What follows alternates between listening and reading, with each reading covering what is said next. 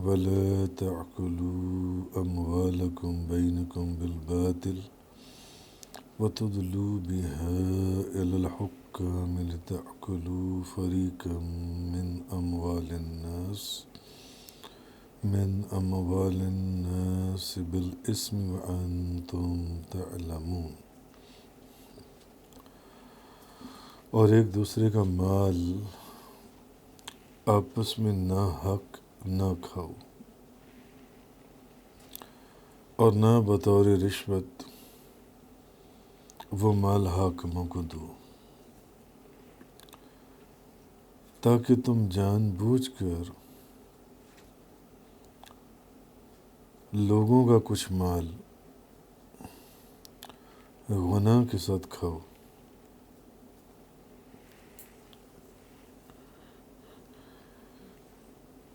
آج سورۃ البقرہ کی آیت نمبر 188 کا بیان۔ اس آیہ کریمہ میں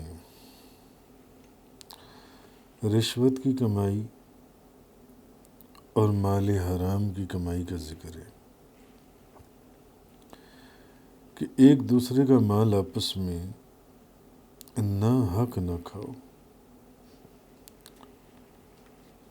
اور نہ مال جو حکام ہیں حاکموں کو دو، مثلاً کوئی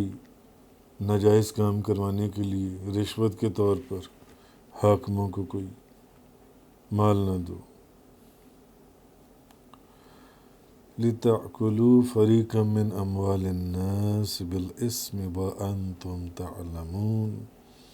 تاکہ تم جان بوجھ کر لوگوں کا کچھ مال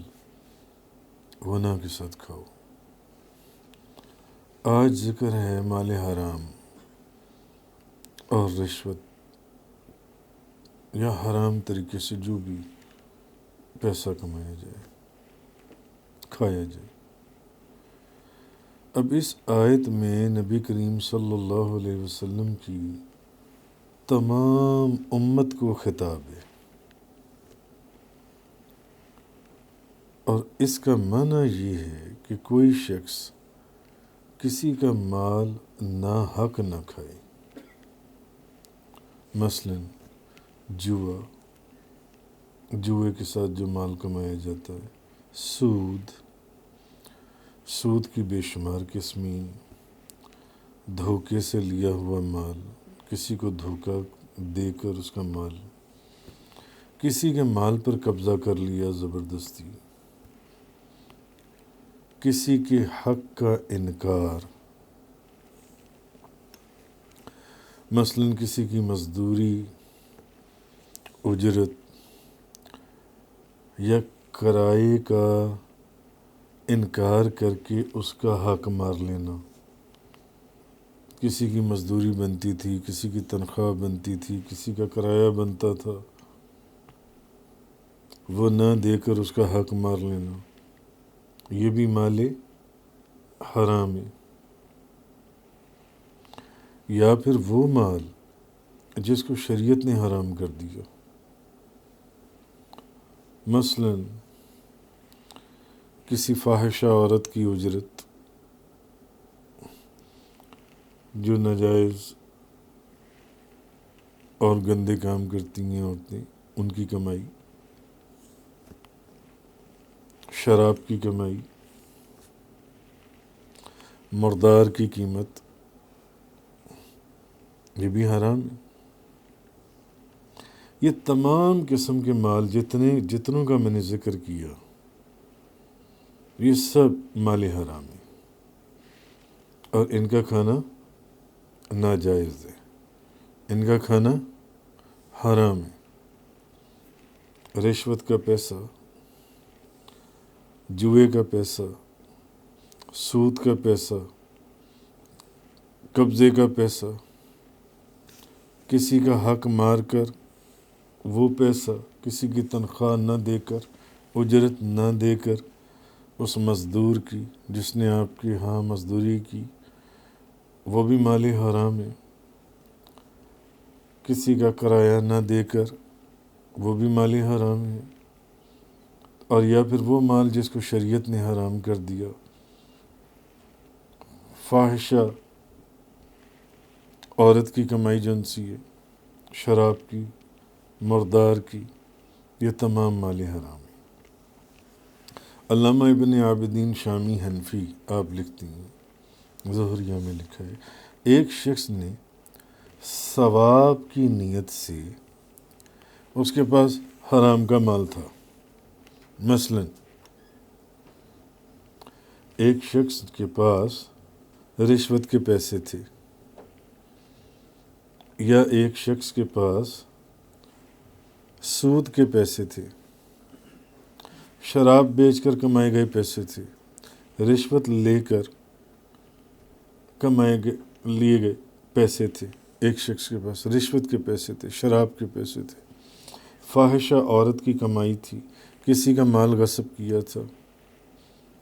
کسی کو کرایہ نہیں دیا، کسی کی مزدوری نہیں دی، یا سود کے پیسے تھے، یا جوئے کے پیسے تھے ایک شخص کے پاس، یہ سب مال حرام ہیں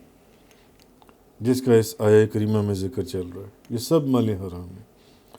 تو علامہ ابن عابدین شامی حنفی آپ لکھتی ہیں کہ زہریہ میں لکھا ہے کہ ایک شخص نے ثواب کی نیت سے فقیر کو مال حرام سے کچھ دیا۔ ایک شخص کے پاس رشوت کے پیسے تھے، سود کا کاروبار کرتا ہے، اس کی کمائی تھی، شراب کے پیسے تھے، جوئے کے پیسے تھے، اس نے کسی فقیر کو اس میں سے ثواب کی نیت سے 100 روپیہ دے دیا، فقیر کو ثواب کی نیت سے اس میں سے 200 روپیہ دے دیا، وہ فوراً کافر ہو جائے گا، گنہگار نہیں ہوگا، کافر ہو جائے گا۔ اس نے کہا میرے پاس حرام کا مال ہے، اس نے کسی فقیر کو دے دیا ثواب کی نیت سے، ثواب کی نیت کر کے دیا، فوراً کافر ہو جائے گا۔ اور اگر فقیر کو معلوم تھا کہ اس نے دینے والے کے لیے، اگر اس فقیر کو معلوم تھا کہ وہ مجھے حرام کے مال میں سے پیسے دے رہا ہے، جوا، رشوت یا سود کے پیسوں میں سے پیسے دے رہا ہے، حرام کی کمائی سے کمایا ہوا پیسہ دے رہا ہے، اس فقیر کو معلوم تھا کہ یہ مجھے حرام کے پیسے دے رہا ہے، اور اس فقیر نے ہاتھ اٹھا کر اس کے لیے دعا کی اور اس نے آمین کہا، تو دونوں کافر ہو جائیں گے، ورنہ دینے والا تو کافر ہوگا۔ اور اگر فقیر نے، لینے والے نے اس کے لیے دعا کی اور اس کو معلوم تھا کہ یہ مجھے حرام کے مال میں سے پیسے دے رہا ہے، اور اب اس کے لیے دعا کرے کہ اچھا اللہ تجھے آباد رکھے، یا اس کے لیے دعا کرے وہ فقیر بھی، وہ دونوں کافر ہو جائیں گے۔ اور حضرت علامہ غلام رسول سعیدی صاحب فرماتی ہیں، وہ کہتے ہیں کہ وہ آگے لکھ رہے ہیں اس کے اندر ان کی تفسیر میں، کہ یہ مسئلہ جو ہے یہ فقیر کو دینے کے ساتھ خاص نہیں ہے صرف، بلکہ اگر اس نے ثواب کی نیت سے مسجد بنائی اور کوئی مالی عبادت کی، اگر اس نے ثواب کی نیت سے مسجد بنائی، کوئی مدرسہ بنوا دیا، یا کوئی بھی ایسی عبادت جو مال سے کی جاتی ہے، کسی کی غریب کی مدد کر دی، تب بھی وہ کافر ہو جائے گا، گنہگار کافر ہو جائے گا۔ البتہ اس مسئلے میں یہ ایک قید ہے کہ اس مال کی حرمت قطعی ہو، جیسے کہ چوری اور ڈاکے کا مال، چوری کا مال، اس کی حرمت قطعی ہو، نص کے اندر موجود ہو، چوری کا مال، ڈاکے کا مال حرام ہے، جادو کی کمائی حرام ہے، کاروبار میں سود لینے کی کمائی حرام ہے، جوئے کی کمائی حرام ہے، مردار اور خنزیر کی قیمت اس کو بیچ دینا کسی کے اندر، گدھے کا گوشت بیچ دینا اس کے اندر، زنا کی اجرت یا کسی کا مال زبردستی اس پر قبضہ کر لینا، غصب کر لینا وغیرہ، تو ان کے صدقے پر ثواب کی امید رکھنا ان کو حلال سمجھنے پر موقوف ہے۔ یعنی ان حرام چیزوں کو آگے فقراء میں دینا یا اس سے مالی عبادت کرنا یا کوئی مسجد بنوانا یا کسی فقیر کو ثواب کی نیت سے دے دینا حلال سمجھنے پر موقوف ہے۔ حلال ہوگا تو ثواب تو تب ملے گا نا، حرام کے اوپر ثواب کہاں سے ہے؟ تو اب حرام کے اوپر ثواب کی نیت کو رکھنا اور حرام قطعی کو حلال سمجھ کر کسی فقیر کی مدد کر دینا، اس فقیر کو دے دینا، مسجد میں لگا دینا، کفر ہے، وہ کافر ہو جائے گا وہ شخص سے۔ وَلَا تَعْكُلُوا أَمْوَالَكُمْ بَيْنَكُمْ بِالْبَاطِلِ۔ اب یہ ایک ایسا مسئلہ ہے، آپ عوام الناس کے اندر دیکھیں، کئی لوگوں کو پتہ ہے کہ ان کے پاس رشوت کی کمائی ہے، ان کے پاس سود کی کمائی ہے، شراب کی کمائی ہے اور حرام چیزوں سے کمائی ہوئی کمائی ہے، اور وہ اس حرام سے فقیروں کی مدد کر دیتی ہیں، کسی فقیر کی مسجد میں لگا دیتی ہیں۔ گناہ کبیرہ تو ہے ہی ہے، کفر ہو جائے گا، وہ بندہ کافر ہو جائے گا۔ کتنی دنیا ہوگی جو اپنے آپ کو مسلمان سمجھے بیٹھی ہوگی مگر وہ دائرہ اسلام سے خارج ہو چکی ہوں گی، معاذ اللہ، استغفر اللہ من ذالک۔ وَلَا تَعْكُلُوا أَمْوَالَكُمْ بَيْنَكُمْ بِالْبَاطِلِ، اور ایک دوسرے کا مال آپس میں ناحق نہ کھاؤ، وَتُدْلُوا بِهَا إِلَى الْحُكَّامِ، اور نہ بطور رشوت وہ مال جو حاکموں کو دو، اپنے ناجائز کام کروانے کے لیے حکام کو جو پیسے دیتے ہو، جی، لِتَأْكُلُوا فَرِيقًا مِّنْ أَمْوَالِ النَّاسِ بِالْإِثْمِ وَأَنْتُمْ تَعْلَمُونَ، تاکہ تم جان بوجھ کر لوگوں کا کچھ مال گناہ کے ساتھ کھاؤ۔ رشوت کیا ہے؟ کوئی شخص حاکم یا اس کو کچھ چیز دے، کسی حاکم کو یا کسی، تاکہ وہ اس کے حق میں فیصلہ کر دے، یا اپنے حق میں اپنی مرضی کے مطابق کوئی فیصلہ کروانے کے لیے کسی کو کوئی پیسے دینا، یہ بھی رشوت ہے۔ اپنی حاجت پوری کروانے کے لیے کسی کو کچھ پیسے دینا۔ تو قرآن مجید کے اندر بھی اس کا ذکر، جیسے یہ آیت اور پھر ایک اور آیت ہے، اَقَّالُونَ لِلسُّحْتِ، بہت حرام خور، رشوت کھانے والے، حرام کا مال کھانے والے۔ حضرت عبداللہ بن عمر رضی اللہ تعالیٰ عنہما بیان کرتے ہیں، نبی پاک صلی اللہ علیہ وسلم نے جیسے سود لینے والے اور سود دینے والے پر لعنت فرمائی، سود کا کاغذ لکھنے والے پر لعنت فرمائی، سود لینے والے پر لعنت فرمائی، سود کا کاروبار کرنے والے، دینے والے پر، اس کے کاغذ پر گواہی دینے والے پر لعنت فرمائی، اسی طرح آپ دیکھیے امام بھیکی روایت کرتے ہیں، حضرت عبداللہ بن عمر فرماتے ہیں نبی پاک صلی اللہ علیہ وسلم نے رشوت دینے والے اور رشوت لینے والے پر لعنت فرمائی، ان پر بھی لعنت فرمائی ہے حضور نے۔ لیکن بعض جگہیں ایسی ہیں جہاں اگر کسی کو کچھ پیسے دے دیے جائیں کسی جائز وجہ سے تو وہ رشوت نہیں کہلاتی۔ مثلا علامہ ابو بکر جصاص بیان کرتے ہیں احکام القرآن کے اندر کہ روایت ہے کہ نبی کریم صلی اللہ علیہ وسلم نے خیبر کا مال غنیمت تقسیم کیا، خیبر کا مال غنیمت تقسیم کیا، بڑے بڑے عطیات دیے۔ حضرت عباس بن مرداس کو بھی کچھ مال دیا، تو تو وہ ناراض ہو گیا اور شعر پڑھنے لگا۔ نبی پاک صلی اللہ علیہ وسلم نے فرمایا اس کو کچھ اور مال دے دو، اس کو کچھ اور مال دے دو، اور ہمارے متعلق اس کی زبان بند کرواؤ، اس کی زبان بند کر دو۔ پھر اس کو کچھ اور مال دیا حتیٰ کہ وہ راضی ہو گیا۔ حضرت ابن مسعود بیان کرتے ہیں کہ جب وہ حبشہ کی سرزمین پر پہنچے تو ان سے کچھ وہاں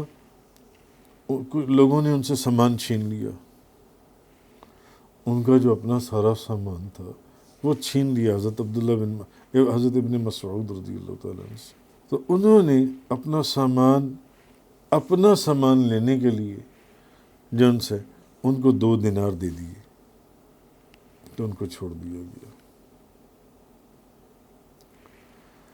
تو یہ جو معاملہ ہے یہ بڑا سخت معاملہ ہے۔ حرام کی جو کمائی ہے، رشوت کی جو کمائی ہے، جو ان سے رشوت کی کمائی، حرام کی کمائی، شراب کی کمائی، فاحشہ عورت کی کمائی، کسی کا غصب کیے ہوئے مال کی کمائی، جوئے کی کمائی، سود کی کمائی سے آگے نیکی کرنا گناہ کبیرہ انسان کو کفر تک لے جاتا ہے۔ شمس الائمہ سرخسی لکھتی ہیں کہ قاضی جو ہے، قاضی وہ ہدیہ اور تحفے کو قبول نہ کرے، حالانکہ شریعت میں ہدیہ قبول کرنا مستحب ہے، اچھی بات ہے ہدیہ قبول کرنا، کیونکہ نبی کریم صلی اللہ علیہ وسلم نے فرمایا ایک دوسرے کو ہدیہ دو اور ایک دوسرے سے محبت کرو۔ حضور نے ہدیہ دینے کا حکم فرمایا، ایک دوسرے کو ہدیہ دو، اس سے محبت بڑھتی ہے، ایک دوسرے سے محبت کرو۔ لیکن ہدیہ لینے کا یہ جواز اس شخص کے لیے جو مسلمانوں کے اعمال میں سے کسی عمل کے لیے متعین نہ ہو، اور جو شخص کسی عمل کے لیے متعین ہو گیا جیسے قاضی ہے یا حاکم وغیرہ ہیں تو ان پر لازم ہے کہ وہ کسی سے ہدیہ قبول نہ کریں۔ قاضی کے لیے لازم ہے وہ کسی سے ہدیہ قبول نہ کریں، اور خصوصاً اس شخص سے جو ان کے قاضی بننے سے پہلے، جو اس منصب پر مقرر ہونے سے پہلے انہیں ہدیہ نہ دیتا ہو، کیونکہ ہدیہ دینے والا کسی کام یا قضا کو اپنے حق میں فیصلہ کروانے کے لیے بھی ہدیہ دیتا ہے، اور یہ بھی رشوت ہے، اور رشوت کی ایک قسم ہے، یہ رشوت کی ایک قسم ہے۔ یعنی قاضی اور حاکم جو ہے اس شخص سے تو قطعاً بھی ہدیہ نہ لیں جو ان کے قاضی یا حاکم بننے سے پہلے جس نے کبھی ہدیہ نہ دیا ہو۔ جو پہلے بھی دیتے تھے جب وہ نہ قاضی تھی نہ حاکم تھا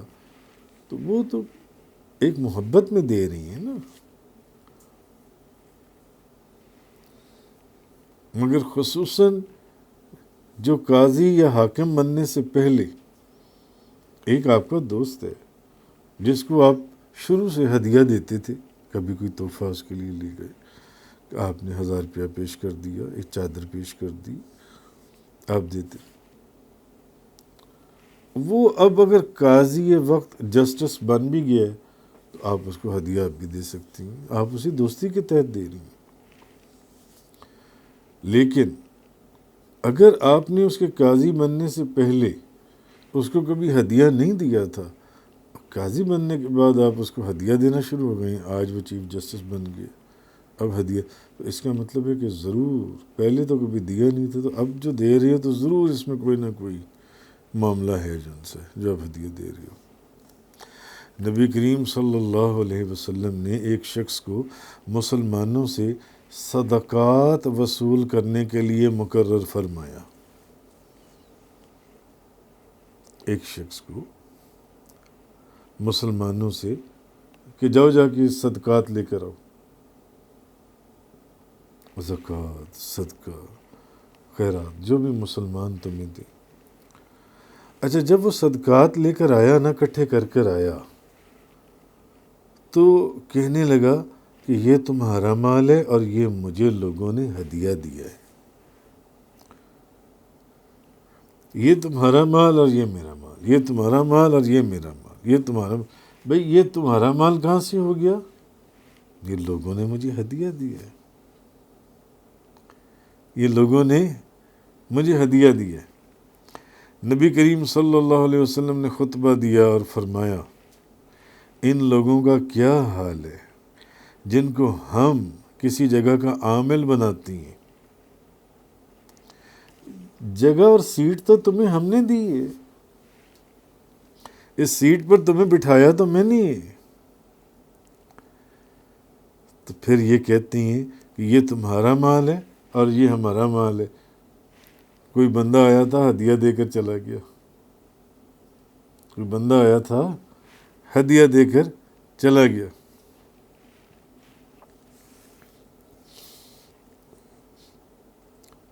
یہ لوگ اپنی ماں کے گھر میں کیوں نہیں بیٹھ جاتے؟ حضور نے فرمایا یہ لوگ اپنی ماں کے گھر میں کیوں نہیں بیٹھ جاتے؟ پھر دیکھتی ہیں کہ ان کو کون ہدیہ دیتا ہے۔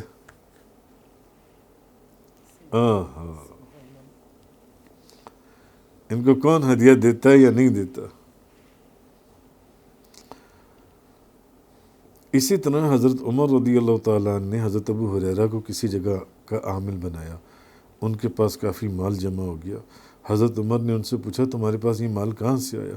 انہوں نے کہا گھوڑوں کی نسل بڑھی اور لوگوں نے تحفے دیے۔ حضرت عمر نے فرمایا اللہ کے دشمن تم اپنے گھر میں کیوں نہ بیٹھ گئے، پھر ہم دیکھتے کہ تم کو کوئی ہدیہ دیتا ہے یا نہیں دیتا، اور وہ مال بیت المال میں داخل کر دیا۔ اس حدیث اور اثر سے یہ معلوم ہوا کہ جب کسی شخص کو کسی منصب کی، کسی سیٹ کی وجہ سے کوئی ہدیہ ملے تو وہ رشوت ہے،